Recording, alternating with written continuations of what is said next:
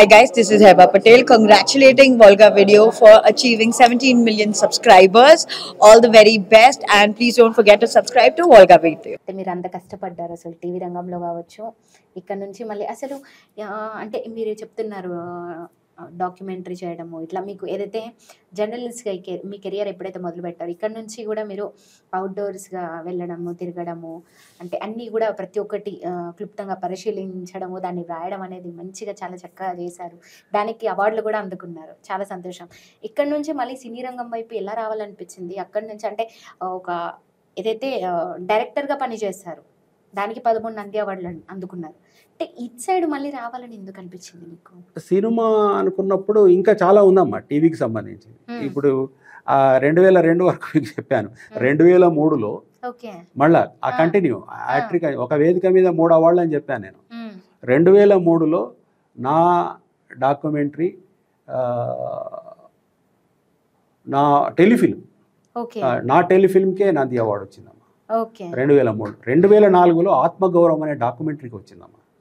అంటే అక్కడ కూడా 2002, 2003, 2004 వరుసగా హ్యాట్రిక్ మళ్ళీ తర్వాత 2005లో ఒక విచిత్రం జరిగింది. మళ్ళీ 2005 టీవీ అవార్డ్స్ మీరు పరిశీలించినప్పుడు 2 డాక్యుమెంటరీలు నావే.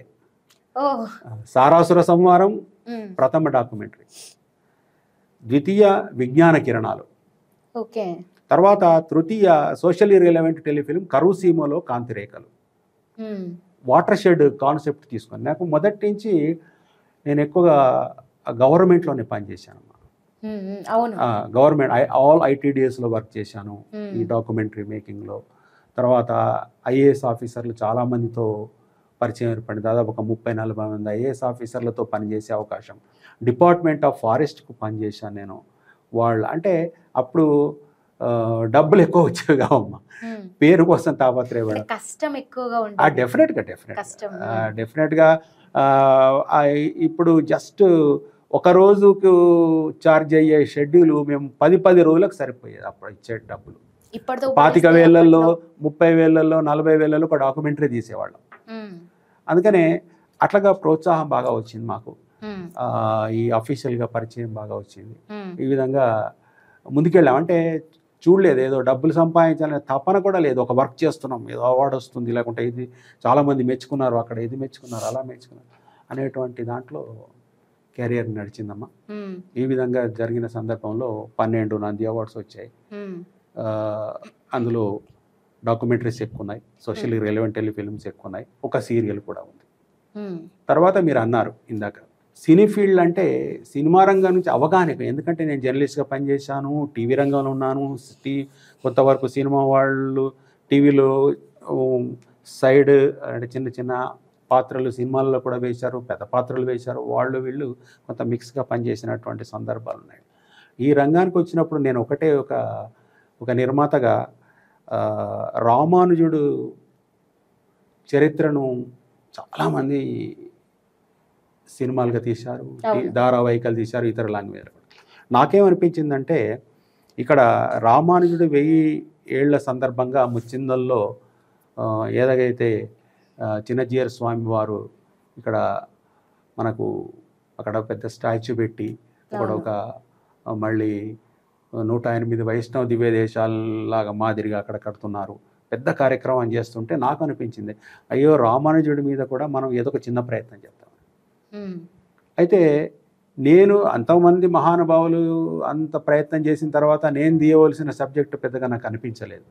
అయితే నాకున్న నాలెడ్జ్లో దీన్ని ఎలా చేద్దాం అనుకున్నానంటే దీన్ని కూడా సోషల్లీ రిలవెంట్ చేస్తే ఎలా ఉంటుంది.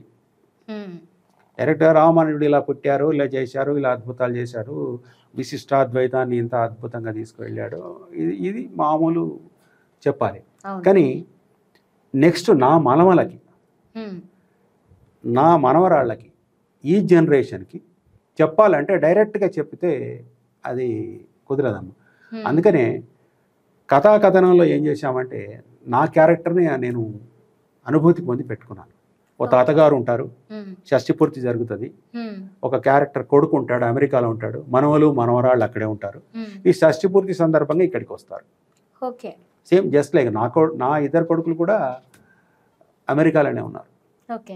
వాళ్ళు వచ్చారు. వచ్చిన తర్వాత షష్ఠిపూర్తి సందర్భంగా రామానుజుడి విగ్రహం పెట్టుకొని నమస్కరిస్తూ ప్రార్థనలు చేయడం, ఇది సాంప్రదాయబద్ధంగా ఇంట్లో ఉండి షష్ఠిపూర్తికి చేస్తుంటే ఆ విగ్రహాన్ని చూసి నా మనవడు అడుగుతాడు అన్నమాట, అమెరికాలో పెరిగిన ఇదేంటంటే సెంట్, అతను చాలా గొప్ప విశ్వాచార్యుడు రామానుజుడు, విశిష్టాద్వైతాన్ని ప్రచారం చేసి అతను సాక్షాత్తు శ్రీమన్నారాయణ అంశంలో పుట్టాడంటే వాళ్ళ క్వశ్చన్స్, అంటే వాళ్ళకు ఏం తెలుసు, జస్ట్ లైక్ సెంటా లేకపోతే అదా ఇదా అని అడుగుతారు. అప్పుడు కథలకు వెళ్తాం. ఓకే, అంటే ఇక్కడ సోషల్గా వృద్ధ్యంగా ప్రతి ఫ్యామిలీ చూసినప్పుడు ఓహో మేము అనుభవిస్తున్నాము, ఇలాంటి క్వశ్చన్ మా మనవలకు మనవరాళ్ళకు కూడా వస్తాయి అన్న భావన కలిగిస్తూ అక్కడక్కడ కథను అతను చేసే గొప్పతనాలు ఈ విధంగా అక్కడక్కడ మళ్ళీ హిస్టరీ కూడా పెట్టాం. అంటే నాకు నా బడ్జెట్ అనుకూలించాలి కదా, ఈ విధంగా చేయడానికి నేను ఒక్కడిని కాదమ్మా, నా దగ్గర ధనం లేదు. ఇలా చేద్దామని సంకల్పించినప్పుడు 2-3 మిత్రులు టెక్నికల్గా మీర్ గారు సహకరిస్తా అని చెప్పారు, చేద్దాం మంచి ప్రయత్నం ఉన్నారు.